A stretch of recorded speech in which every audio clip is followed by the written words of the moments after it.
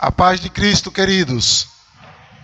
Bom estarmos juntos em mais um domingo, em mais uma noite, que o Senhor nos ajuda e nos convoca para estarmos juntos, né? A chamada congregação dos santos, aonde o salmista usa essa expressão algumas vezes, especialmente lá no Salmo de número 1, é exatamente o nosso ajuntamento. E o nosso ajuntamento, ele tem motivos e causas muito maiores do que qualquer outro evento, qualquer outra reunião, qualquer outro ajuntamento, não só aqui na nossa cidade, mas também no estado, no nosso país, o Brasil, mas também no mundo.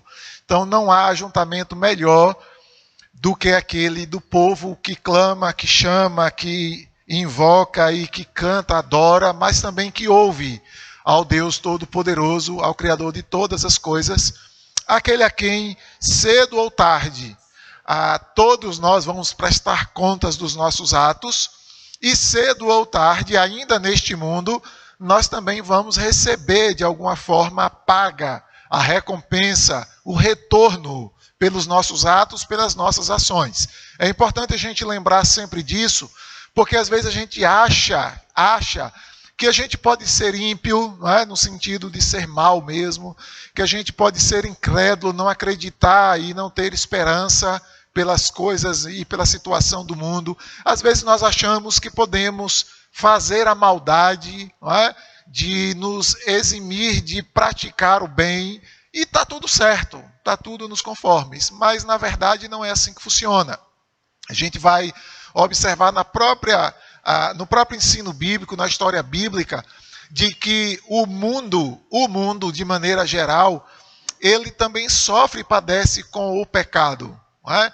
O pecado não é um dano causado ou que traz prejuízos à pessoa que pratica, mas o pecado ele também tem um dano que é universal, que ele chega na vida do outro.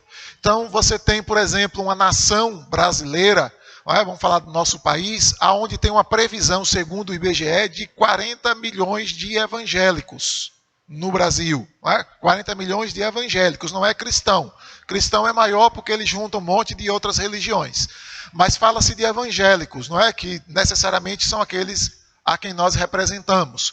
E diante de 40 milhões de evangélicos no Brasil, e aqui considerando que de fato todo mundo é evangélico e tem uma vida íntegra, o nosso país ele sofre com o castigo de Deus por causa do pecado. A idolatria, que é muito dominante, a prostituição, não é? Ou a devassidão sexual, ela é muito grande no nosso país. A gente às vezes não se preocupa muito ou não se interessa em buscar essas notícias, mas se você procurar elas, você vai ver que são alarmantes, não é? Essa manifestação do pecado no nosso mundo, na nossa cidade aqui você já vai encontrar dados assustadores, não é? Mas via de regra a gente sempre pensa de que o mal está lá na casa de quem faz, mas o Brasil também tem sido como nação castigada por Deus, não por causa dos 40 milhões de evangélicos em si, mas por conta do restante que prefere dar as costas para Deus, que preferem a idolatria, a imoralidade, a corrupção, enfim. Então nós, os 40 milhões de evangélicos, recebemos também o castigo que é dado ao nosso país como nação. E via de regra a gente nunca para pensar nisso, não é? E por isso que a Bíblia vai nos estimular a orar pela nossa nação, a orar pelos nossos governantes, a orar pelos nossos patriotas, pela nossa nação. E a razão é essa também. A razão é pedir a Deus, em certos momentos, a sua misericórdia, a sua graça, não é? Porque nós como cristãos é quem de fato precisamos ver, conhecer, enxergar e apontar para a nossa nação de que alguns danos que nós sofremos, alguns problemas que nós temos, e que são problemas recorrentes dentro da nossa estrutura social, elas são frutos e resultado do pecado do nosso povo, do pecado do nosso povo. Então a gente precisa começar a ver, e Isaías vai nos ajudar nisso aqui, de que em algum sentido, o pecado da nação traz juízo, justiça e castigo de Deus sobre a nação. de maneira indistinta, de maneira geral. Todo mundo vai sofrer com a nação. Na nação por conta do castigo de Deus. Você vai ver, por exemplo, o livro de Deuteronômio nos ajuda nisso lá no finalzinho do seu livro, vai nos mostrar que quando uma nação, e aí a representação da nação ela é idólatra, um dos castigos, por exemplo, é excesso de chuva, é falta da chuva. E um dos castigos é chuva em excesso também, é a chuva em abundância. Chove demais, que não dá conta do escoamento e a cidade então alaga. São duas situações que a gente encontra lá, que Deus está castigando uma nação por causa do pecado da nação. Mas em todo lugar, a nível de nação, de cidade, de grupo, nós sempre vamos ter aqueles que a Bíblia vai chamar de remanescentes. Quem são os remanescentes na Bíblia? São aqueles que conservam, que se mantêm puros, íntegros, mas mesmo se mantendo assim a nível de coletividade, ele acaba sofrendo. Vou dar um exemplo para você entender prático, não é? A pandemia chegou aí e o mundo inteiro está no que se chama de alta inflação, o preço de tudo subindo, está tudo lá em cima, Então, dependendo da administração pública, alguns governos ou algumas nações estão com itens mais caros ou mais baratos, é a administração. Mas, no geral, o mundo inteiro foi assolado pela pandemia. Não foi só os ímpios, foram só os ímpios, ou as nações que são contrárias ao evangelho, ao cristianismo. Não todas as nações sofreram com a pandemia, e como resultado da pandemia, todas as nações estão sofrendo com alta inflação, ou com alta de preço, não é? Da alimentação, do combustível, tal, etc., de tudo isso. Então a gente observa que, nesse ponto de vista, talvez a culpa não fosse de todo mundo, ou da maioria, ou da nação inteira, mas não deixa de ser uma manifestação do castigo de Deus sobre o mundo por causa do pecado das nações. E aí fica aquela referência de Jesus, não é? Que o Pai Celestial, ele manda chuva e sol para os bons e para os maus. Então tem um momento em que o castigo de Deus vem sobre o mundo, e quem estiver vivo ali no mundo naquela época vai sofrer esse castigo. O que a gente aqui pode também, não é? E normalmente a gente prefere a questão da individualidade. Então a gente só pensa no castigo de maneira individual. Então, quando atinge diretamente a minha família, aí eu considero que é um castigo, aí eu me preocupo e me importo com o estado, né, de pecado, ou a vida de pecado do meu povo, ou meu em si. Mas a gente precisa ter consciência de que quando uma nação, quando um povo, quando uma etnia resolve dar as costas para Deus, Deus responde isso de maneira coletiva também. De maneira coletiva. E aí fica, então, o que a gente vai ver também no livro de Isaías, que os danos que Deus envia por conta do pecado, eles afligem muito mais aqueles que estavam sujeitos ao pecado, que estavam vivendo no pecado, do que aqueles que estavam tendo uma vida cristã. Os danos são os mesmos. Por exemplo, a alta das coisas, da inflação, a pandemia por si só, não tenha dúvidas, ela causou muito mais danos àqueles que não vivem ou não estão santificados, não reconhecem a Deus como Senhor da vida deles, do que aqueles que reconheceram. Não é que a igreja não sofreu, a igreja também sofreu com isso. Mas os danos causados por essa expressão de castigo de Deus, e eu não tenho dúvida disso que a pandemia tenha sido, ela causou um dano coletivo, mas no indivíduo, aqueles que são seus filhos sofreram um impacto menor. Por isso que a Bíblia está recheada de expressões dos salmistas dizendo que mesmo diante da aflição, Deus é o seu escudo, Deus é o seu amparo, Deus é o seu refúgio, Deus é aquele que consola o seu coração, porque as aflições da vida e os danos gerais do pecado, ele chega de maneira completa para todo mundo. Mas quem conhece ao Senhor, sofre menos. Sofre no sentido de pessoa, no sentido individual, no sentido particular. Porque ele consegue perceber de que é Deus quem traz o castigo, mas esse mesmo Deus que traz o castigo ampara os seus, guarda e protege os seus. Então, o mundo, ele funciona dessa maneira, e não é de agora, não é? É desde o Éden. Inclusive, nós fomos expulsos do Éden por causa do pecado de Adão e Eva. Nós temos espinhos e abrolhos, não é? Que são as ervas daninhas, nós temos por causa de Adão e Eva. Então, a gente já nasceu pendurado no dano da humanidade. Nós não criamos o dano, nós já nascemos nesse dano, porque lá atrás Adão e Eva já trouxe ele para a gente. E aí, então, quando a gente conhece a Cristo, a gente, então, é salvo do pecado e a gente também é salvo dos danos do pecado, no sentido individual, mas também é salvo dos danos do pecado, que ainda que o castigo de Deus seja coletivo, a nós ele traz menos sofrimento, menos dor. Porque o seu Espírito, a sua graça, a sua misericórdia nos sustenta nos momentos difíceis. Por isso que João 16,33 é tão usado, não é? E é tão reconhecido que no mundo nós teremos aflições, e elas vêm por várias razões, mas a gente precisa e pode ter paz, porque o nosso Salvador venceu este mundo de aflições. Tá? Então a gente precisa ter essa perspectiva.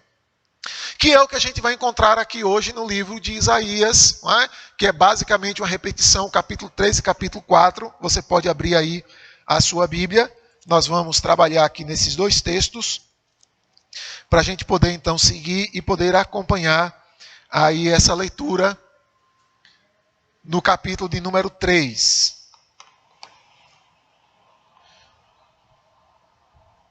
Isaías capítulo 3.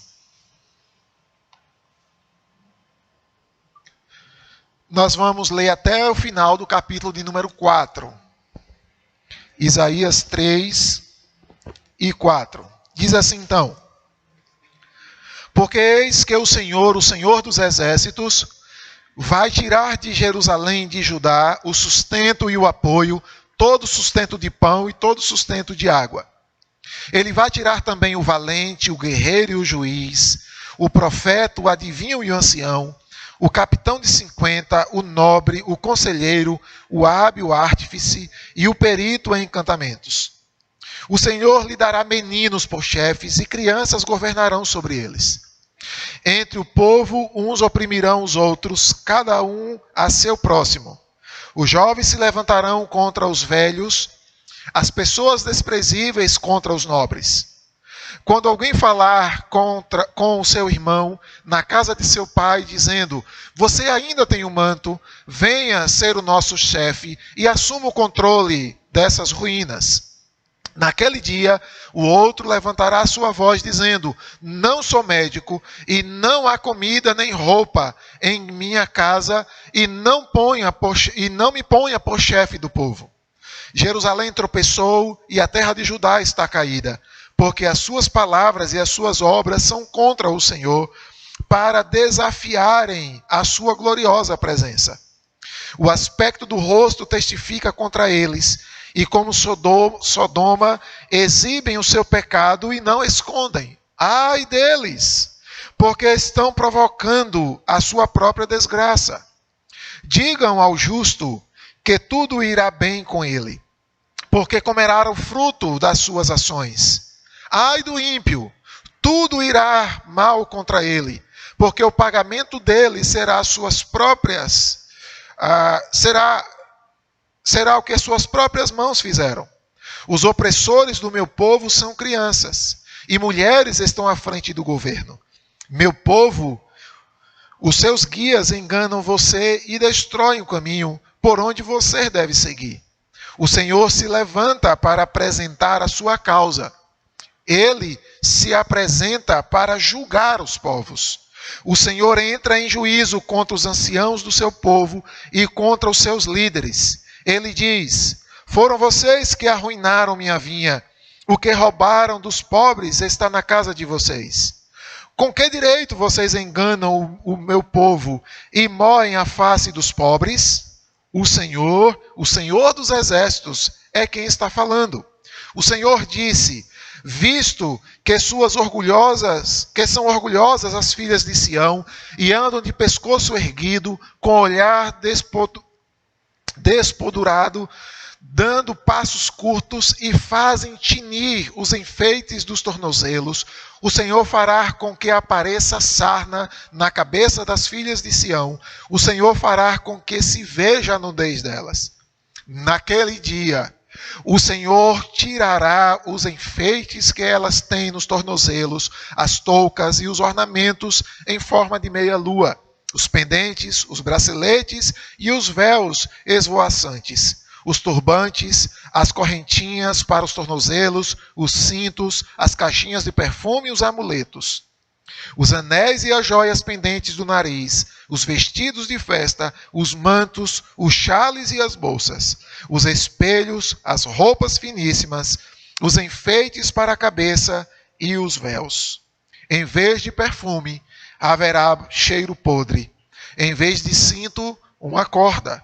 Em vez de belos penteados, cabeça rapada. Em vez de vestidos luxuosos, roupa feita de pano de saco e marca de fogo em lugar de formosura. Os homens de Jerusalém cairão à espada e os valentes serão mortos na guerra. Os portões da cidade chorarão e estarão de luto. Sião desolada se assentará no chão. Naquele dia, 7 mulheres hão de agarrar um só homem, dizendo: nós providenciaremos a nossa comida e as nossas roupas. Apenas queremos ser chamada pelo seu nome. Livre-nos da nossa vergonha. Naquele dia, o renovo do Senhor será de beleza e de glória, e o fruto da terra será o orgulho e a glória para com os de Israel que forem salvos. Os restantes de Sião e os que ficarem em Jerusalém serão chamados santos, isto é, todos os que estão escritos em Jerusalém para a vida. Naquele tempo, o Senhor levará a impureza das filhas de Sião e limpará Jerusalém da culpa do sangue que há no meio dela, com espírito de justiça e com espírito purificador. Sobre todos os lugares do monte Sião e sobre todas as assembleias, o Senhor criará uma nuvem durante o dia e fumaça e clarearão e um clarão de fogo um clarão de fogo aceso durante a noite, porque sobre toda a glória se estenderá uma proteção. E haverá um tabernáculo para sombra contra o calor do dia e para refúgio e esconderijo contra a tempestade e a chuva. A leitura que a gente faz aqui, ela é bem parecida com o que a gente já viu no capítulo 1 e no capítulo 2. E, na verdade, esse discurso, não é? A gente chama de discurso, ele começa no capítulo 2 e ele vai até o final do capítulo 5, que, querendo Deus, vamos ver ainda na próxima semana. Mas a gente observa aqui que o que Deus mostra é uma continuidade do seu juízo sobre o mundo. E a gente vai observar que aqui agora Deus dá detalhes do que vai acontecer e Deus soma ao dano do pecado as mulheres.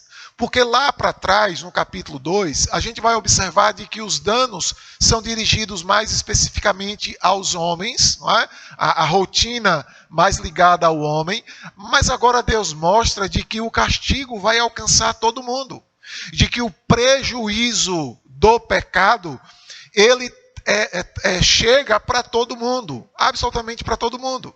Então observem comigo aí no capítulo de número 3, que a descrição é a mesma, e eu preciso sempre ressaltar isso, não é? Porque é uma profecia de que sempre começa, porque eis que o Senhor dos exércitos. E Isaías usa muito essa repetição, Senhor, Senhor dos exércitos, para mostrar que Senhor está falando de alguém que está sobre o poder, e Senhor dos exércitos, que é alguém que está mesmo entrando em guerra, em batalha, contra a nação, contra o povo, contra o pecador. Tá? Eu preciso lembrar disso, é contra o pecador, não é contra a figura do pecado, porque Deus ama o pecador. Deus odeia o pecador.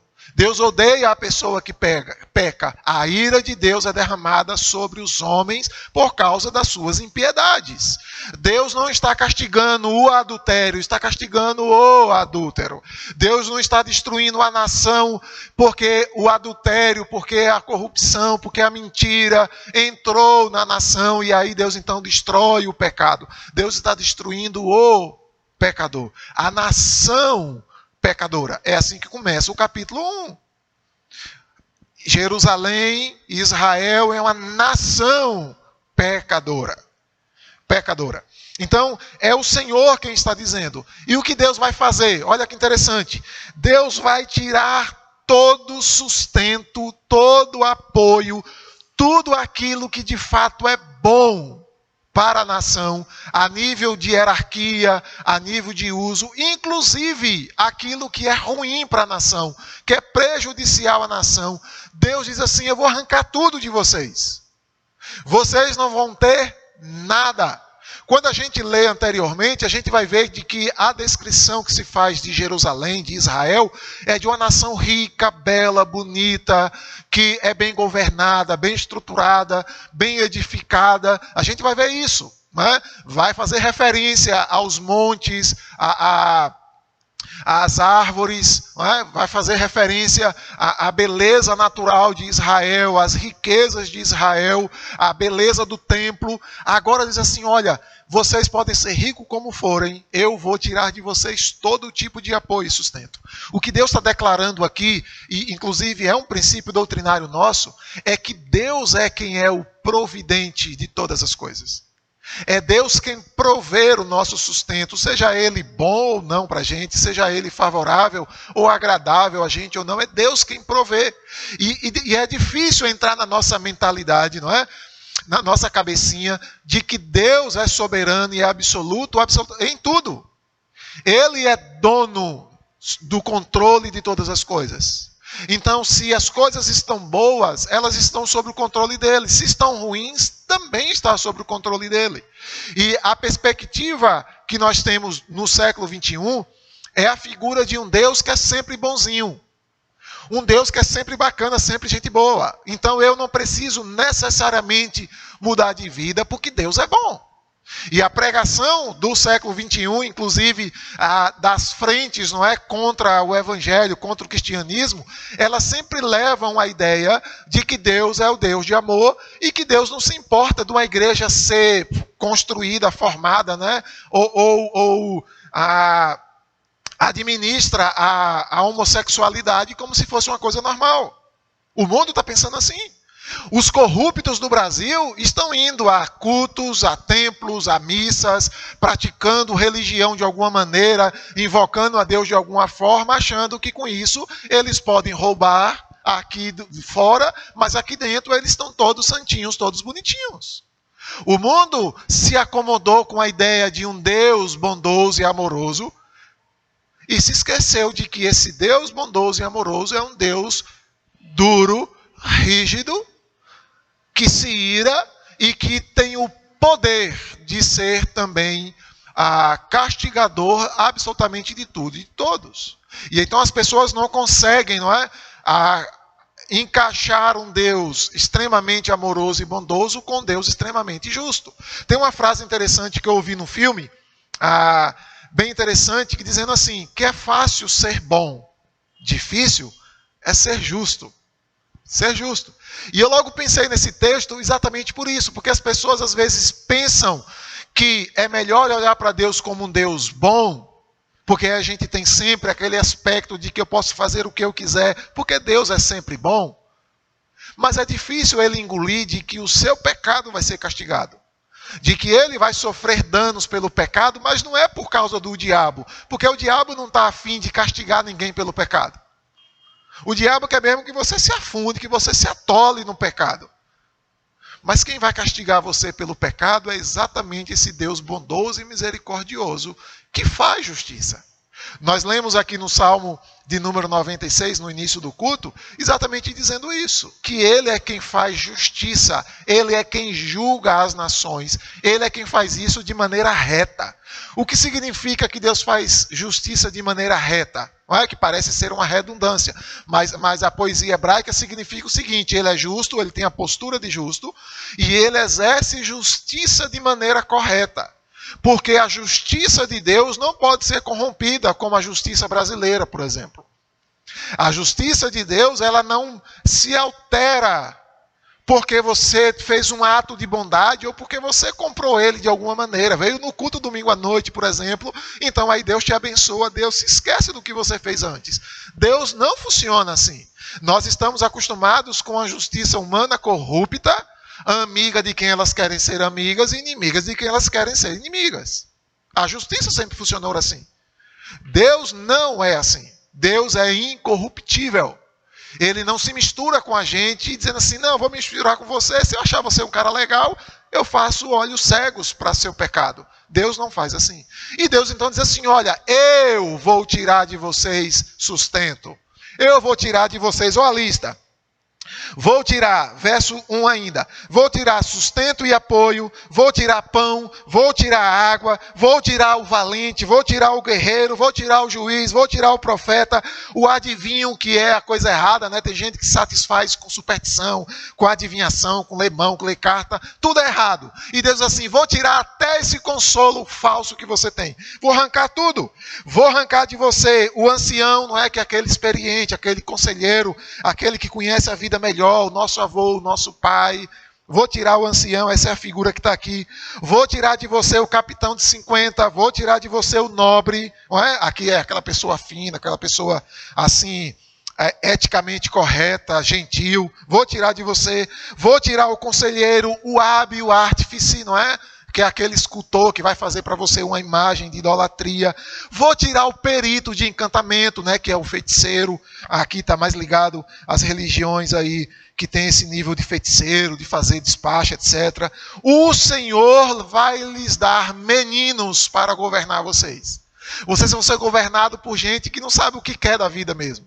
O que é ser controlado por um menino? Quem tem filho aqui, talvez já passou da idade, mas sabe o que é um filho em casa querendo dar ordem.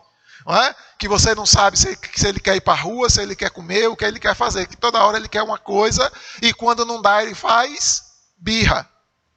Deus está dizendo assim: olha, eu vou arrancar de vocês tudo que vocês têm aí, que pode ser um tipo de consolo, de sustento, de amparo, ou até mesmo de estabilidade de vocês. Vou tirar as coisas boas, os profetas, etc. E vou tirar as coisas ruins. Os feiticeiros, os anciãos, vou tirar tudo de vocês. Vocês vão ficar desamparados. Mas quem vai tirar eles de vocês sou eu. Vocês não vão perder porque vocês são maus e podem excluir. Eu vou tirar de vocês tudo. E vou dar a vocês, menino, gente dengosa. Gente que se você não fizer o que ele quer, ou se você não agradá-lo, ele dá piti lá e corta tudo e acaba com tudo. Vou dar gente assim para governar vocês. E quando a gente vai ter eleição, não é? Até em todos os níveis, a gente sempre pensa que o mais novo não serve. Porque o mais novo ainda é inexperiente, é menino. Não é assim que a gente mesmo julga? Deus está dizendo assim a eles, assim: olha, eu vou dar a vocês gente nova para governar vocês. Porque Deus sabia que isso não era uma coisa bem aceitável. O povo de Israel, por exemplo, não aceitava conselho de jovens. Ele podia ser de destaque de guerra. Ninguém aceitava conselho de jovem. Era a estrutura de Israel. Só ocupava o trono gente que estava na fase adulta para idosa. Porque considerava ser experiente. E Deus disse assim: olha, eu vou dar para vocês meninos. Vocês vão ser governados por crianças. Não é? Talvez não seja literal, mas seja simbólico. De um governante cheio de mimimi. Cheio de incertezas, de insegurança. Alguém que governa e acha que tudo é brincadeira. Então ele não está muito preocupado com a sua saúde, porque para ele a saúde pode ter e pode não ter. Ele não está preocupado com sua educação, porque tanto faz para ele. É a mesma coisa, ele é inocente nesse sentido. Não é? E crianças governarão sobre vocês. Entre o povo, uns oprimirão os outros. Né? E aí a gente, quando lê Eclesiastes, a gente lembra disso, que via de regra são aqueles que têm dinheiro, os ricos, e via de regra os que têm algum tipo de moral, né? Algum tipo de autoridade, é que oprime o outro. Os jovens se levantarão contra os velhos, desrespeito com os idosos, né? abandono, inclusive, né, de pais a filhos, e as pessoas desprezíveis contra os nobres. Aqueles que não têm nenhuma moral, nenhuma boa conduta, vão de alguma forma superar ou suplantar o lugar e o direito daqueles que são nobres. Não é? E aqui é exatamente uma distinção, não no sentido de riqueza em si, mas no sentido de cortesia, no sentido de alguém que tem uma simpatia, um referencial social de dignidade, de hombridade. Essas pessoas serão substituídas por gente que seria vândalos. Acho que um termo melhor no Brasil seria vândalos. Aquela pessoa que não tem preocupação com nada. Acho que seria melhor assim, deixa eu ver se você entende. Aqui seria mais ou menos a ideia assim, né? Inclusive acontece no Brasil, ou já aconteceu e pode acontecer. Há uma pessoa estudada, que é bem preparada para cargo X, ela é substituída por uma pessoa que dorme até meio-dia, sabe? Que não tem formação em nada, que ele só quer ver a banda passar, que ele quer que o mundo se exploda. Aí ele ocupa um lugar de um nobre. Ele ocupa o lugar de alguém que se preparou a vida toda para exercer ou para fazer aquela função, aquela profissão, mas ele facilmente, o profissional formado é descartado por aquele que às vezes é até analfabeto. A ideia do texto é essa aqui. Tá? Eu estou tentando dar uma explicação simples para você entender o que é isso aqui. E aí, então, ele descreve de que Deus vai fazer com que essas coisas sejam totalmente fora de sentido. E qual o motivo de tudo isso? É exatamente porque o mundo deu as costas para Deus. Então o mundo vai virar uma bagunça, porque um mundo sem Deus, de fato, é uma bagunça. Não é? De fato, é uma bagunça.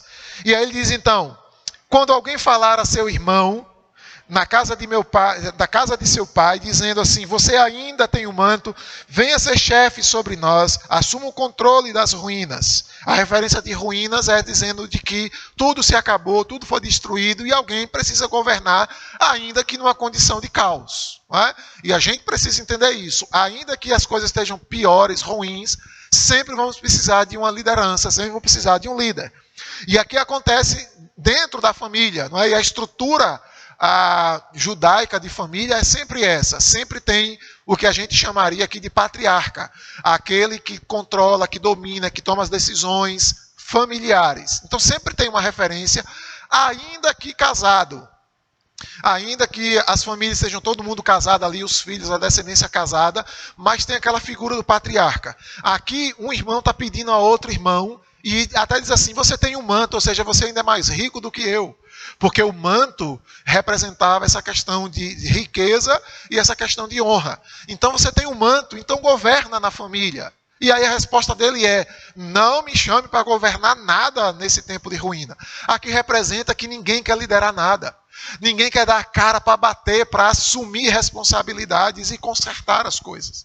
Ninguém quer assumir a culpa de liderar um povo que está andando à bancarrota. Está todo mundo escapando, está todo mundo fugindo. Olha que confusão. Não tem mais uma estrutura de ajuda, juiz, ancião, conselheiro, está todo mundo foi embora. Agora quem governa é uma criança, e entre as famílias ninguém mais quer ser cabeça de família. Ninguém mais quer ser representação de família. Olha a bagunça como está geral. Jerusalém, verso 8, Jerusalém tropeçou, a terra de Judá está caída, porque as suas palavras, o que elas dizem, o que elas pregam, os que elas professam, e as suas obras, o que elas fazem, o que eles praticam no dia a dia, no cotidiano, são contra o Senhor, para desafiarem a sua gloriosa presença. Lembra lá do capítulo 2, que Deus então se assenta sobre o monte, e do monte ele expande a sua glória para todas as colinas, para todos os montes. Eu disse isso na semana passada.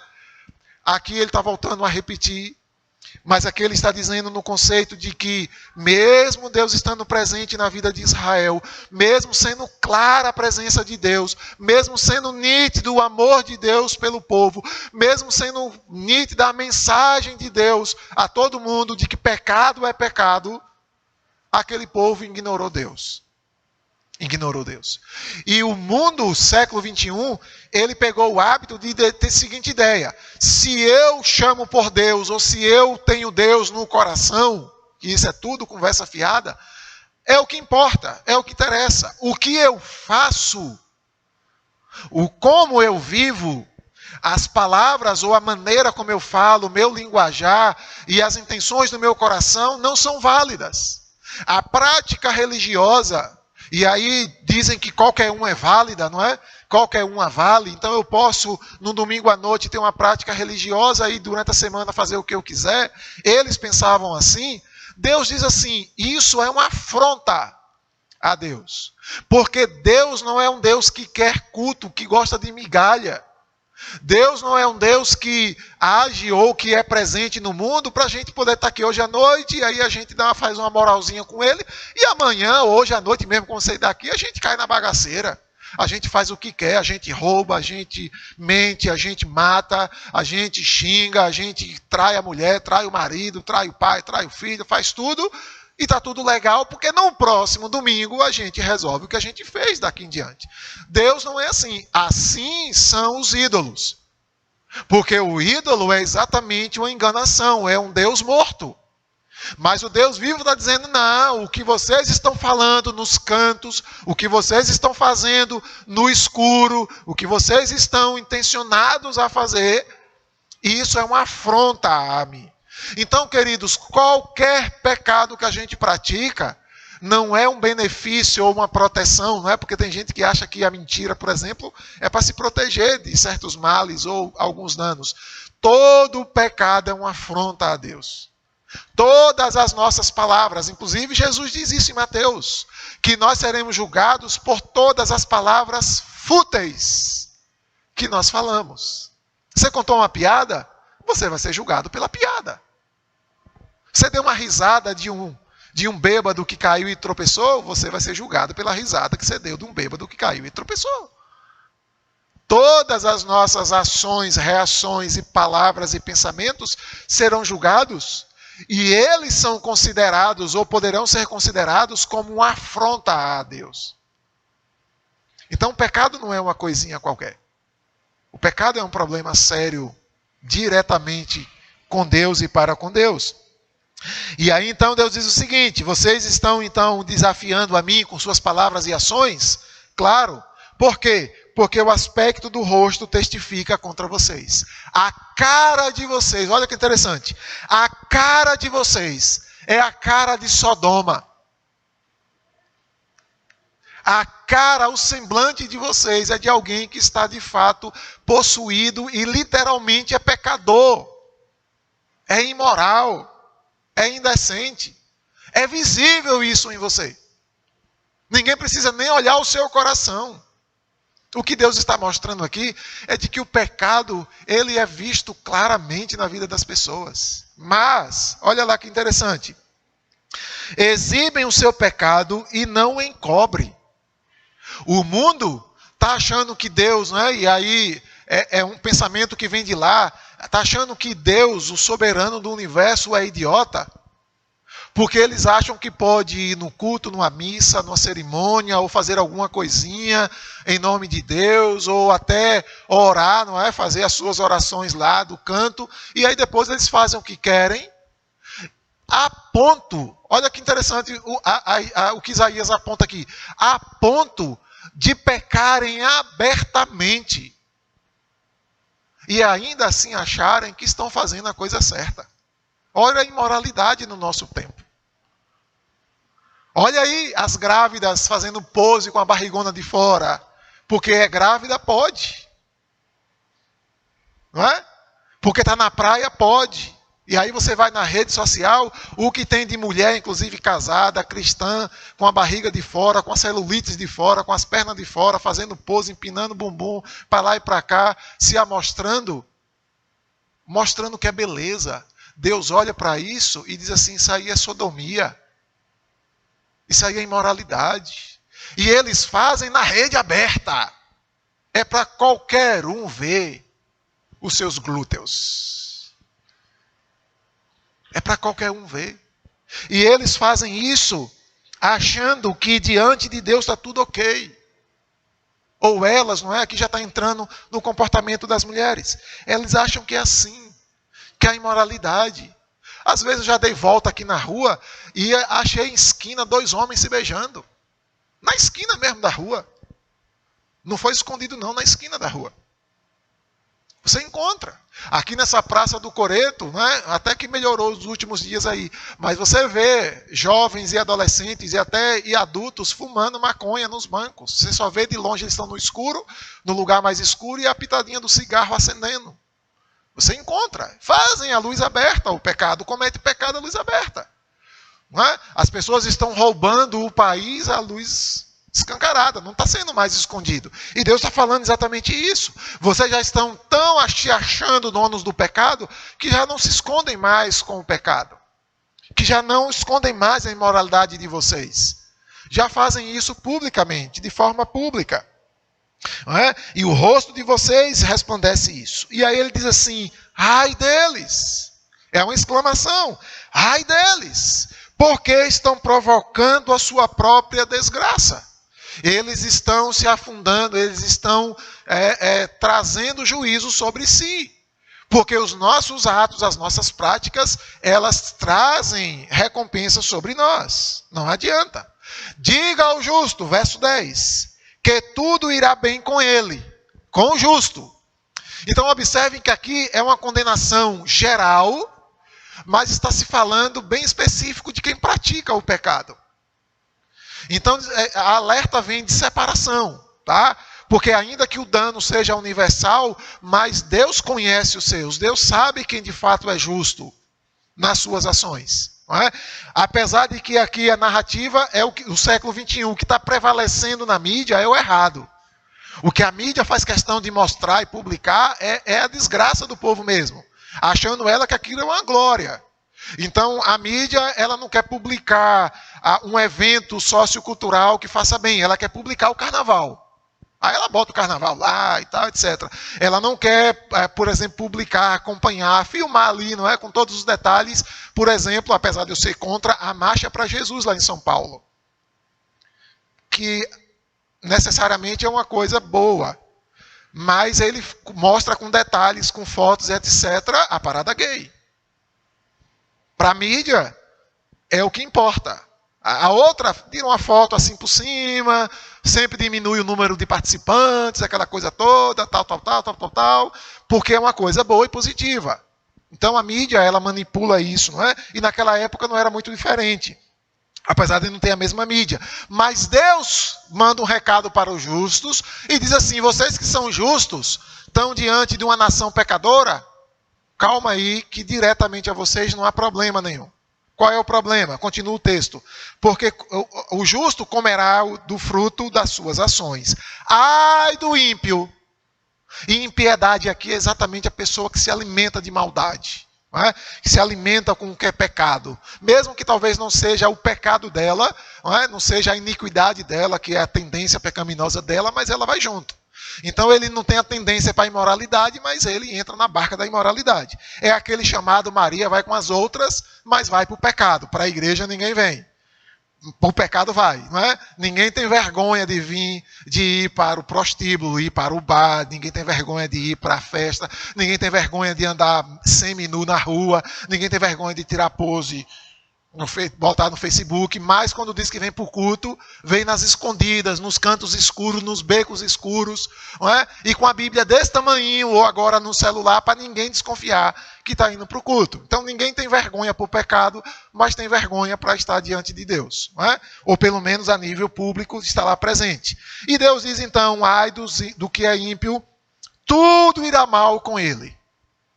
Tudo irá mal com ele, porque o pagamento dele será o que as suas próprias mãos fizeram. Percebeu que aqui Deus está mostrando de que há uma punição individual, mas ela também acontece na esfera geral. E aí Deus então disse que Deus vai castigar os opressores, verso 12, vai castigar os opressores, porque o seu povo é criança, as suas mulheres estão à frente do seu governo. Isso aqui é uma infâmia, não é? Inclusive, é um dos textos para mostrar de que não existe pastora, porque pastor é aquele vocacionado para ser líder da igreja. Então não existe pastora, e aqui então diz, Deus fala de maneira ofensiva de que vai colocar mulheres para governar o povo, não é? Então aqui é uma maneira de castigar o povo. O meu povo, os seus guias enganam vocês e destroem o caminho. Os líderes não estão apontando o caminho ideal e correto, eles estão apontando o caminho da podridão. Por isso que você vai observar que, via de regra, o sistema político, ele tem com muita facilidade dinheiro para bancar festas. Que festa, gente, leva o cidadão à bancarrota. É isso mesmo. Você já parou uma hora para pesquisar os danos que, por exemplo, uma festa junina de 9, 10 dias na nossa cidade causa? E facilmente a prefeitura acha 1,5 milhão para investir em festa. Mas quando você fala, por exemplo, de segurança pública, não, a gente não pode gastar mais do que R$300 de combustível, porque senão o TCU cai em cima da gente. E onde achou 1,5 milhão para fazer festa? Sabe onde ele achou? A perspectiva de governo é de levar o povo mesmo à miséria. É como disse agora, né, um político do Brasil, que o custo do pobre é barato, porque o pobre se satisfaz com pouquinha coisa. Vê se você vê rico, eu estou falando de rico mesmo, que não tem crise financeira com nada em época nenhuma, nem na pandemia teve. Vê se ele vem para a festa junina. Dá uma olhada. Se ele vem. Vê se você vê ricaços indo para carnaval em Salvador, em Rio de Janeiro, etc. Vê se você vê esses ricaços indo para a Copa do Mundo, assistir Copa do Mundo. Você não vê eles lá. Por que você não vê eles lá? Porque o sistema de governo é exatamente para, de uma certa maneira, alimentar o pobre. E, de uma certa maneira, como dizia um político lá de Piritiba, passar papa na boca deles. Alimentar de aquilo que é fútil. Aí não tem dinheiro para a educação, porque educar o povo, dar conhecimento ao povo, é uma arma contra a corrupção deles e o mal deles. E aqui não é diferente. Deus diz assim, então, já que vocês querem mesmo bagunça, eu vou dar gente para governar vocês, gente despreparada, incapaz. E sabe qual vai ser o maior trabalho dele? É enganar vocês. Sabe qual vai ser a tarefa desses governantes? É embromar vocês, é mostrar a vocês de que o caminho da farra, da festa, da curtição, da perdição, da ignorância de estudo é o melhor caminho do mundo. Estudar cansa, dá fadiga, perde noite de sono, tal, etc. Por que você acha que o Enem, que é financiado pelo governo federal, é tão difícil de passar? Não é? É porque a educação é fraca? Não, é porque no sistema político não quer ninguém aí doutorado em administração, em ciências políticas, porque vai fazer crítica ao governo. Vai abrir os olhos do povo. E aí Deus diz, então, como castigo, vou dar a governantes que escravize vocês, que acabe com vocês. E o Brasil é um retrato disso, não é? Está caminhando aí para melhorar, mas o Brasil é um retrato disso. O Senhor se levanta para apresentar a sua causa, ele se apresenta para julgar os povos. Aí agora vai chegar a hora, que a gente não sabe quando, Deus vai se levantar e vai julgar. Essa ideia aqui de julgar, ela é posterior à proposta de Deus de mandar mesmo o castigo sobre o povo.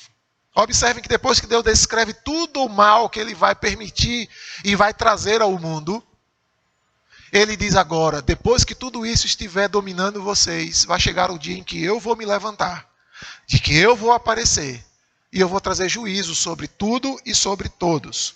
E aí então, ele vai descrever aqui, eu vou pular aqui do verso 13, ele vai descrever do verso 13 ao verso 15, o que ele vai fazer na postura de juiz. E ele então, verso 16, ele julga então agora as mulheres. Porque Isaías trata dessa questão de mulheres, não é? Porque a Bíblia ela sempre vai trazer a figura do homem como referencial, e o homem é referencial diante de Deus no sentido de liderança, não é? Por isso que aqui entra aqui de maneira pejorativa a liderança por mulheres e por crianças, é exatamente distinguindo a presença de homens, não é? Que inclusive os homens vão morrer em guerra. E agora Deus vai dizer o seguinte, olha, as mulheres também vão ser retiradas alguns valores delas. E entre os valores, se você ler o verso 16 aí, até o verso de número... Cadê, Beto? Até o verso de número 26, você vai encontrar que Deus vai tirar o que é mais precioso, ou identidade das mulheres. E o que é? São duas coisas aqui que aparecem no texto, e é interessante você observar isso. A primeira delas, que Deus vai tirar do povo, das mulheres especificamente, a primeira coisa que vai tirar é a capacidade que ela tem de produzir ou de gerar enfeites. E eu preciso te explicar o seguinte, aqui Deus não está dizendo de que se enfeitar, usar brinco, usar a tornozeleira, não é? Inclusive aqui diz que tinha até um sino na tornozeleira, ela andava e ia batendo. A Bíblia não está dizendo que isso está errado. Não está dizendo que arrumar o cabelo está errado. Nada disso isso aqui, tá? Se você já ouviu e já disseram sobre esse texto, é conversa fiada. O que Deus está fazendo aqui, retirando essas joias ou esses adereços, né? Essas possibilidades da mulher se enfeitar, é castigo por causa do pecado da nação. Não é porque é proibido e está errado elas fazerem isso. São duas coisas distintas. Aqui vem como castigo geral. Então Deus vai tirar das mulheres a beleza natural delas. Vai tirar delas aquilo que é parte da vaidade da mulher, não é? E vaidade, ela tem o seu peso e a sua medida, os seus limites de pecado e do que é permitido. Deus vai tirar da mulher a condição da vaidade e da beleza. Inclusive vai deixar elas carecas. Vai arrancar os cabelos delas. O cabelo vai cair por algum motivo. Elas não vão ter mais brincos, não vão ter mais braceletes, não vai ter mais gargantilhas, não vai ter mais cabelo, né, para fazer os penteados bonitos, etc. Deus está trazendo isso como castigo, dizendo de que mulher também tem culpa. Dizendo de que o pecado não está atrelado ao homem. O que Deus está fazendo aqui é igualando os gêneros. Deus não está dizendo que a mulher é uma pobre coitada. E a intenção aqui exatamente de apontar para isso é o seguinte, é que o pecado, ele não prevalece só por causa dos homens. Mas as mulheres também são produtoras de pecado. Elas também geram pecado. E não é só pecado relacionado à sexualidade, porque imoralidade está no coração de homem e mulher na mesma proporção. Não tem essa história de que homem trai mais do que mulher. O pecado e a sexualidade está no coração de todo mundo. Até porque se não houver uma mulher para se adulterar, não vai ter homem também. Se não tem homem, também não tem mulher. Não tem mulher. Então só existe um homem que trai a mulher porque tem uma mulher que quer trair a mulher deste homem. A Bíblia é bem clara sobre isso. A gente aqui às vezes faz de cego. Mas o princípio aqui é mostrar de que as mulheres também têm culpa. As mulheres não são inocentes. As mulheres também estão carregadas de culpa, de pecados. Elas também estão. E sobre elas também virá um pecado, virá um castigo do pecado. E os castigos, observem, os castigos, eles são bem direcionados. Deus não faz as coisas, sabe, de qualquer jeito, de forma desequilibrada por causa da sua ira contra o pecado. Deus faz até na hora da ira.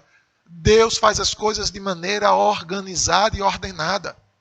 E aí eu pergunto para você entender, o que mais mexe com a mulher do que a sua aparência e a sua vaidade? De se enfeitar, de se produzir? Nada incomoda mais a mulher do que isso. É muito difícil você ver uma mulher que não saia de casa pelo menos com um batonzinho. Não, deixa eu passar aqui um batonzinho. Ela passa na frente do espelho, ó.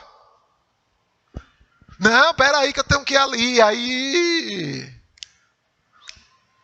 para arrumar o cabelo. Não é? É da vaidade da mulher, faz parte da mulher. E Deus diz assim, olha, eu vou tirar de vocês aquilo que é muito precioso. É a capacidade que você tem de enfeitar. De você se enfeitar. E aqui está falando de maneira moderada, porque não está condenando o enfeite da mulher. Aqui está condenando o pecado da mulher e como castigo está tirando o enfeite. Eu quero deixar isso bem claro para você não misturar as coisas. Está bem claro. E a segunda coisa que Deus vai tirar para a mulher, que é precioso para a mulher, e aqui vai um básico de geografia para o século 21, Deus deixa claro que está tirando preciosidade da mulher, está tirando os homens. Os homens vão para a guerra, os homens vão morrer e vai faltar homem para a mulher casar. Homem é o cabeça da mulher, queiram as mulheres ou não. Homem é preciosidade e dá dignidade à mulher, querendo elas ou não. O feminismo diz que a mulher pode viver sozinha. O feminismo diz, né, e o nascedor do feminismo nasceu afirmando de que os homens são igual a sorvete. É apenas um item de curtição. Eles são dispensáveis. O feminismo nasce nessa ideia. O feminismo, ele não nasce na ideia de igualar, de valores iguais. Não, porque a mulher está sendo discriminada, porque a mulher que tem o mesmo cargo que um homem ganha menos. O feminismo não faz isso. O feminismo deixa claro de que mulher pode viver sem homem. De que homem é um acessório. Como a gente tem capa de celular que a gente compra, troca. Como acessório, né? Aqui as mulheres usam brinco, então elas têm 5, 6, 10, 100 pares de brincos. Acessório. O feminismo diz que as mulheres são acessórios. Deus diz, não, eu vou tirar das mulheres, por causa do pecado da nação, aquilo que é essencial. O enfeite, e vou tirar os homens das mulheres. Elas não vão ter uma família, não vão ter um homem para se associarem, para ter dignidade, para construir família, para ter um bom nome. Elas vão perder isso. E as mulheres que reconhecem a Deus e até consideram de que em algum sentido ou em algum momento elas são consideradas inferiores aos homens, e isso acontece em certas instâncias, mas as mulheres que conhecem ao Senhor, elas sabem que homens não são a pior parte da vida delas. Elas sabem disso. Elas reconhecem a importância e a necessidade da figura masculina colocada por Deus para as mulheres. E aí elas entram em desespero. Olha lá, final do verso 3. Naquele dia, 7 mulheres hão de agarrar um só homem, dizendo, nós providenciaremos a nossa comida e as nossas roupas. Apenas queremos ser chamada pelo seu nome. Livre-nos da nossa vergonha. Essas mulheres disseram assim, olha, por favor, case com a gente. A gente quer tanto que você case com a gente. São 7 mulheres para um. Claro que isso aqui é pecado, mas era o desespero. Case com a gente, pelo menos para a gente ter uma honra de ter um marido, de ter um homem nosso. A gente até dispensa você da obrigação de dar comida, mas case com a gente, pelo amor de Deus. Era desespero. E por que esse desespero? Porque homem é importante para mulher. Homem não é um acessório. Homem não é um fazedor de filhos, e a mulher tem filho e agora ela é mãe independente. Isso não está na natureza de Deus, no plano, no projeto de Deus. Isso é uma afronta a Deus. Uma afronta a Deus. E o feminismo produziu e gerou e alimentou a homossexualidade, porque agora homem quer ser mulher, mulher quer ser homem, e já tem aqueles que querem ser homem e mulher ao mesmo tempo, trans, bi, tri, quadri, etc. E já vai para animal, e aí fica a safadeza plena e completa. Plena e completa. Mas aqui a Bíblia está mostrando de que as mulheres que eram pecadoras, que iam receber o castigo de Deus, era exatamente a falta de um homem, a falta de um casamento, a falta de dar a elas, de completá-las como ser humano, que é de ter um homem. A Bíblia já começa ensinando isso. Deus faz o homem, e o homem então dá nome aos animais, e Deus então percebe de que não havia nenhuma companheira para os homens, ou para o homem. E aí Deus então dá Eva, que é a ajudadora. E a frase de Deus aqui se repete ao inverso, né? Deus diz assim, não é bom que o homem esteja só. E como castigo aqui, Deus deixou a mulher só. Deus deixou a mulher só. E isso trouxe desespero para as mulheres, que até quebraram a honra dela. Se juntaram 7 combinados assim, vamos nós 7 arrumar um homem só para nós 7, porque não tem como cada uma ter uma. O nosso castigo veio assim. E esse castigo veio pela guerra. Nós vamos ver mais na frente, lá na frente, Isaías mostrando a invasão dos assírios a Israel, e os homens morrem na guerra. E aí fica sem homem.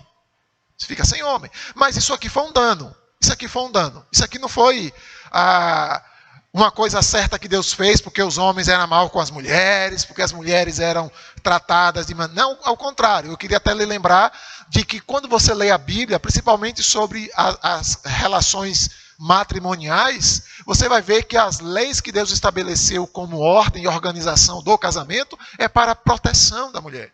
E não para condenar a mulher ou tratá-la de maneira diferente. Não é? Porque as feministas também partem da interpretação errada da Bíblia, de que a própria Bíblia trata a mulher como um objeto inferior ao homem. Mas isso é para quem quer mesmo distorcer a verdade. Não é? Então a gente vai encontrar exatamente esse castigo sobre as mulheres. Vai ser tirada a elas os acessórios para produzir a sua beleza e vai ser tirada delas também o acesso, não é, a nível individual de homens. Então vai ser um problema grande aí para a sociedade. Mas, naquele dia, e observem que 20 vezes, do capítulo 2 até o capítulo 4, 20 vezes, aparece a expressão naquele dia. Esse naquele dia, ele sempre faz uma referência de um dia futuro, né? De um dia que está por vir. O que vai acontecer, então, naquele dia? Naqueles dias anteriores, a gente vai ver muito castigo. Mas sempre depois da declaração do castigo, e como aqui do juízo, naquele dia, em um determinado dia, virá a salvação. Virá a salvação. E aqui tem algo fantástico que a gente vai seguir no livro de Isaías, é que Isaías mostra de que Deus fica contrariado, se manifesta contra o pecado, mas ao mesmo tempo que ele mostra esse Deus irado, tão cruel em promover o castigo contra o pecado, porque de fato o pecado mexe e produz nele essa ira. Ao mesmo tempo, ele diz assim, mas eu também preciso executar misericórdia sobre o povo. Isso não significa que ele não vai castigar, mas significa que Deus consegue se irar de maneira clara, absoluta, objetiva, de maneira radical, e na mesma radicalidade ele consegue também ser compassivo. E isso às vezes é confuso para um coração que gosta muito da raiva como o nosso. Mas Deus consegue fazer as duas coisas no mesmo tom, na mesma altura, no mesmo potencial. Ele não é mais mal do que bom, ele não é mais bom do que mal. Ele consegue equilibrar as duas coisas, por isso que ele é santo. E a gente é pecador. Só porque acordou hoje de manhã a gente já é pecador. Porque a gente às vezes não consegue equilibrar justiça e ira ao mesmo tempo. Por isso que a recomendação bíblica é irai-vos e não pequeis. Essa recomendação é para mim e para você. Para Deus não tem essa recomendação. Porque Deus consegue se irar. E do mesmo jeito ele consegue ser misericordioso. Ele consegue fazer as duas coisas de maneira bem plena e completa. E aí ele diz então assim, depois de manifestar toda a sua ira, diz assim, naquele dia, o renovo do Senhor será de beleza e de glória. Aqui ele começa a apontar e dizer o seguinte, Israel vai ser exterminado, eu vou arrancar tudo que tem de bom em Israel. Jerusalém vai ser uma vergonha para as nações inteiras. Mas vai chegar o dia em que essa vergonha vai se transformar em algo esplêndido e magnífico. Vai chegar a hora em que, naquele dia, todo esse caos, toda essa ruína, toda essa miséria vai se tornar em algo extremamente glorioso e esplendoroso. E quando isso acontece? Na verdade, já aconteceu, em certo sentido, que é a chegada do Messias. Aqui um referencial da chegada de Jesus.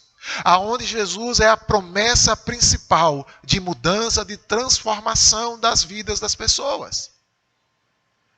Aonde ele é Senhor. O Salmo de número 2 faz referência a Jesus, aquele que tem um cajado e que rege as nações.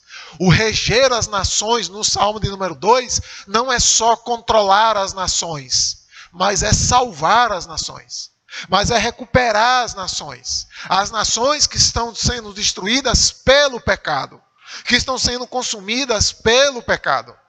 Ele vai trazer regeneração, E ele diz então, e o fruto da terra será o orgulho e a glória para os de Israel, que forem salvos. Forem salvos. E eu preciso pontuar aqui, já iniciando essa chegada do renovo, de que a salvação não é universal. Que todos serão salvos. Não é universal. Observem que aqui a narrativa é bem clara, é bem explícita. Fala-se de um castigo geral da nação e fala-se de uma salvação de um povo, de uma parte do povo. Não é todo Israel que será salvo, mas é uma parte do povo que vai ser salvo, que forem salvos. Esse povo, deles, todo este mal vai ser extirpado. Eles vão então se tornarem uma nação gloriosa. Hoje é a igreja do Senhor aqui na terra.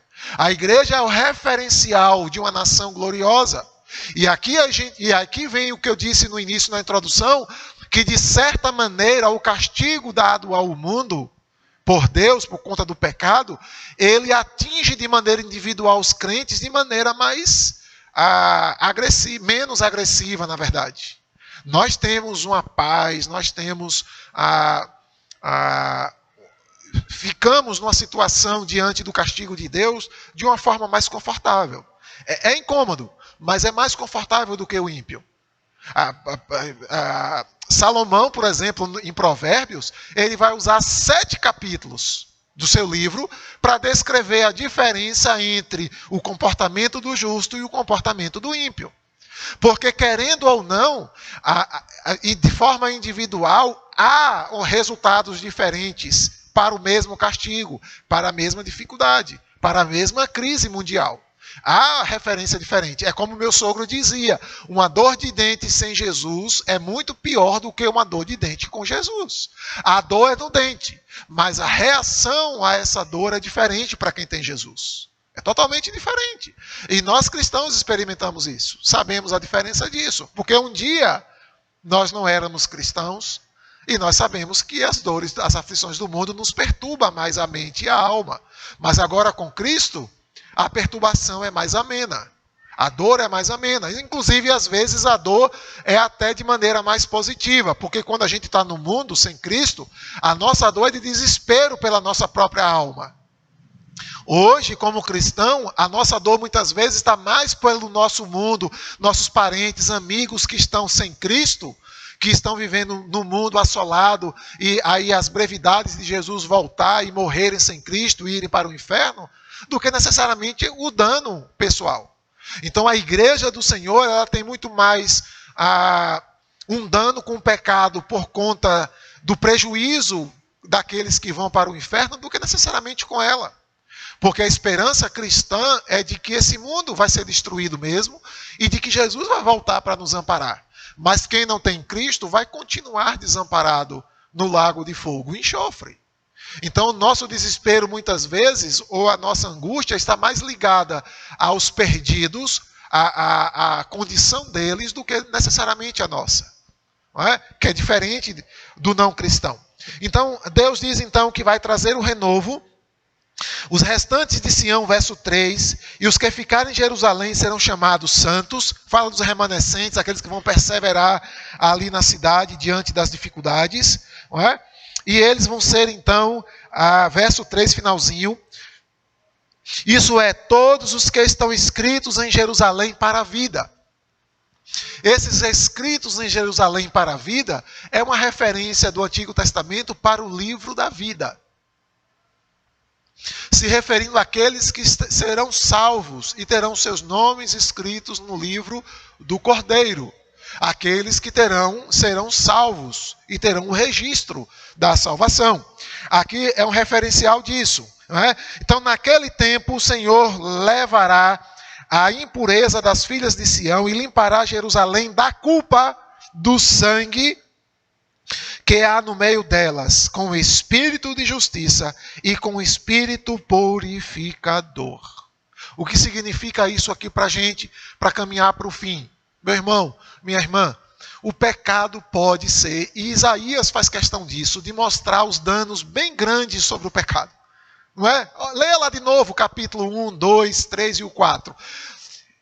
Deus quer mostrar mesmo o horror do pecado e ele gasta muitas palavras dizendo isso. Ele mostra muitos danos do pecado, ele mostra muita miséria, muita desgraça que vem como resultado do pecado, que é a mão de Deus, que é o castigo de Deus sobre uma nação pecadora. Mas observem que Deus é muito rápido em falar sobre a salvação. E por que isso?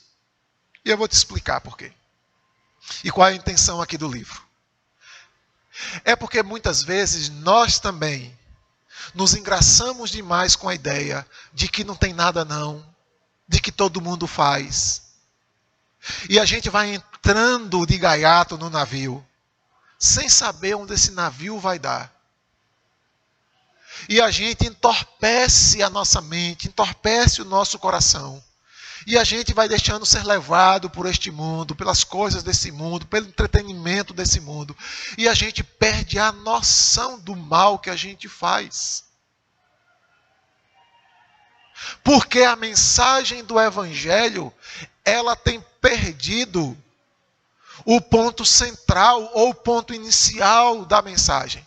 Que o ponto central e inicial da mensagem do Evangelho é: todos nós somos pecadores. Então, o que a humanidade, a religiosidade, que a pressa, que a tecnologia do século XXI está fazendo, e não é só do século XXI, está aqui 700 anos antes de Jesus, então 2.700 anos antes de Jesus, as pessoas conseguiam se empolgar demais com o pecado, e não faziam questão nenhuma de sentar, investir tempo para medir os danos do pecado. O que as pessoas queriam era falar de salvação, falar de coisas boas, né? Como até hoje você encontra gente dizendo assim: como é que você está? Eu vou dizer que estou bem para poder estar tudo bem. As pessoas se alimentam de engano, de mentira. E não conseguem sentar e levar a sério o pecado e dizer assim: olha, se eu roubar aqui, eu estou tirando dinheiro da boca do filho do outro, eu estou tirando dinheiro da educação, eu estou tirando dinheiro daqui e de lá. Se eu receber o troco errado e me calar, eu estou tirando dinheiro que não é meu, estou roubando de alguém. Se eu sonegar imposto, eu estou tirando do governo federal, que tem, não é, a responsabilidade de investir. Às vezes, nós, seres humanos, estamos tão intertidos com a prática do pecado e desconsiderando ela e pensando naquilo que é positivo, que é bom e que Deus é bom e tal, etc, etc, etc, que a gente se esquece de contar mesmo, de grão em grão, os danos do pecado. Mas Deus, que é misericordioso, e aqui é misericórdia mesmo, Deus faz questão de mostrar tudo nos mínimos detalhes. E Ele então diz assim: olha, a mentira de vocês, a corrupção de vocês, o descaso com o necessitado, órfãos e viúvas de vocês, a imoralidade de vocês, vai trazer dano. Quais são os danos? Você não sabe contar? Eu te digo quais são os danos. E aí Deus descreve a desgraça do pecado. Deus descreve o seu castigo e a sua ira, como vai acontecer e vai ser. Deus mostra o quanto nós temos a perder com o pecado. E Ele faz isso detalhado, que é exatamente para a gente pesar no nosso coração que a nossa vida e a nossa prática está destruindo a nossa família, a nós mesmos, a nossa família, a nossa vizinhança, a nossa cidade, o nosso estado, a nossa nação e o mundo. Que está provocando e produzindo uma bomba atômica, ou eu poderia dizer maior e pior do que a bomba atômica, que é a ira de Deus. Hiroshima foi destruída por uma bomba, mas a ira de Deus destrói o mundo inteiro. Nenhum país no mundo tem poder bélico, né, poder de arma e de bomba para destruir o mundo inteiro. Nenhum país tem. Nem a Coreia do Sul tem. A do Norte ninguém tem. Mas Deus tem. A Bíblia diz que no piscar de olhos, na velocidade do relâmpago, que sai do Oriente e vem para o Ocidente em questão de milésimos de segundos, Deus pode manifestar hoje a sua ira, o seu juízo, para o mundo inteiro. Então Deus descreve para que a gente tenha consciência de pecado.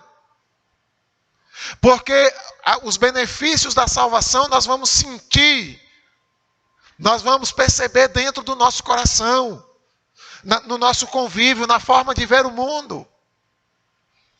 Então a Bíblia, aqui no livro de Isaías, não se preocupa em dar detalhes dessa salvação agora, mas dá detalhes da destruição que está por vir e que está acontecendo no mundo por causa do pecado.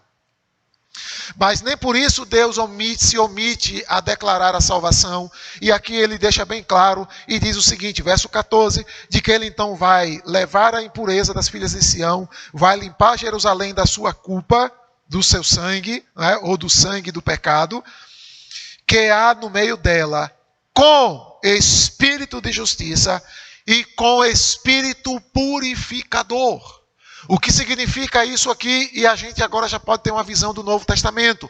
Que Deus vai enviar uma maneira e uma forma de tirar o pecado, tirar a culpa do pecado, de dar às pessoas a justificação, ou seja, vai dar a elas um parecer de ser absolvido dos seus pecados, de não sofrer mais condenação pelos seus pecados, e vai ter a sua vida purificada, vai ser puro agora, vai ser santo como ele é santo.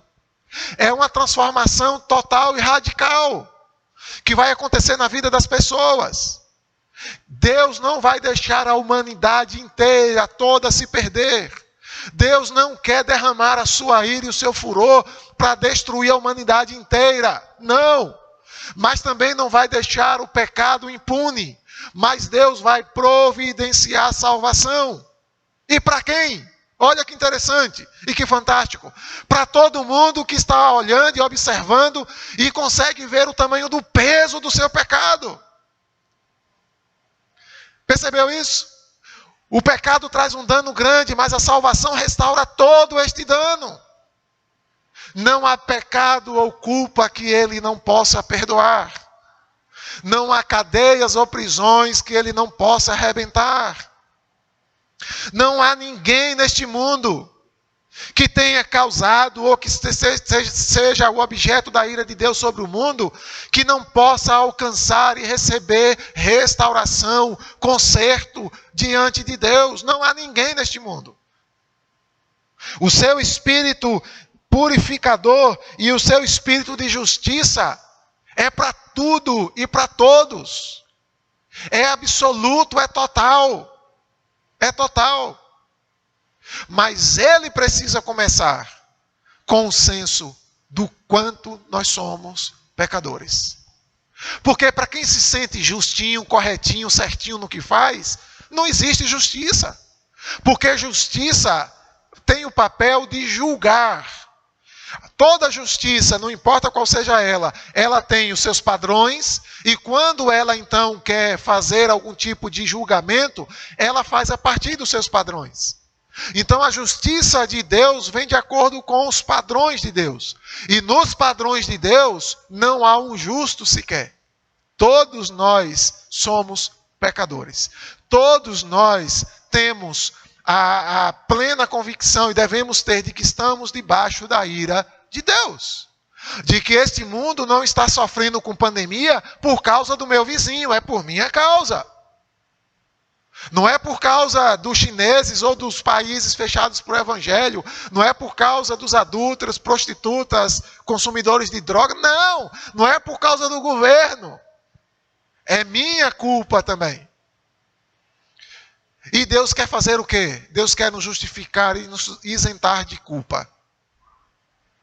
E Ele quer fazer isso para quem consegue ter consciência de pecado. Por isso que a mensagem de pecado é sempre maior do que a mensagem de restauração aqui em Isaías.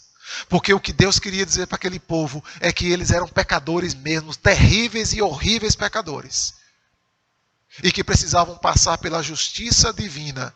Porque essa é honesta, essa é reta, essa é boa, essa é perfeita, essa não coloca a culpa em quem não tem, essa não exclui ou não se corrompe com a boa vontade de alguém, mas ela faz isso de maneira severa, de maneira honesta.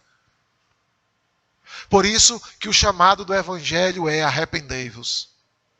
Porque o arrependimento é a consciência de pecado E é o desejo e a vontade de não cometê-los mais, de confessá-los, de buscar restauração e de viver uma vida diferente. Por isso que aqui é espírito de justiça e espírito purificador. Porque quem passar pela justiça divina, quem reconhecer de que é merecedor do castigo de Deus e de que quer de Deus o perdão, que confessa os seus pecados, é transformado, moldado e é purificado pelo sangue de Jesus.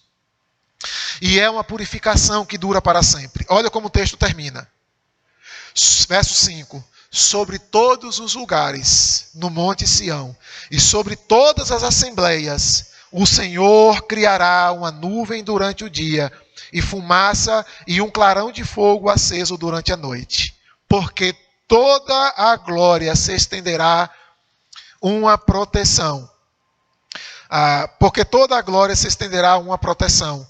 E haverá um tabernáculo para a sombra contra o calor, e para refúgio e esconderijo contra a tempestade e a chuva. O que Isaías está declarando aqui é de que aqueles que reconhecem o tamanho do seu pecado, que passam pela justiça de Deus, são purificados. E essa purificação, ela é derramada, ela se estende por todos os lugares. Lembram lá quando eu disse no capítulo 2 de que Deus se assenta no monte Sião e estende a sua glória por todas as colinas? Aqui está dizendo que da mesma maneira como Deus se espalha pelo mundo inteiro, pela sua onipresença, a sua misericórdia se derrama sobre todo o mundo. Mas não de maneira universal para salvar todo mundo, mas para salvar aqueles que reconhecem, que se reconhecem pecadores e que querem ser julgados pelo justo juiz. O justo juiz que vai dizer assim: a sua culpa é essa, mas você é purificado pelo sangue de Jesus. Confesse o seu pecado e haverá perdão para os seus pecados. Parece ser muito simples. Mas é exatamente isso que quem reconhece o tamanho dos danos do pecado precisa fazer. É um ato muito simples comparado à miséria e à tragédia do pecado que a gente provoca neste mundo. De que a ira de Deus se derrama neste mundo. É muito inferior a isso, mas é muito mais significativa do que o nosso pecado. Muito mais. Por isso eu quero convidar a você a fechar os seus olhos e a pensar de maneira séria. A pensar mesmo e a levar a sério o tamanho da culpa que você tem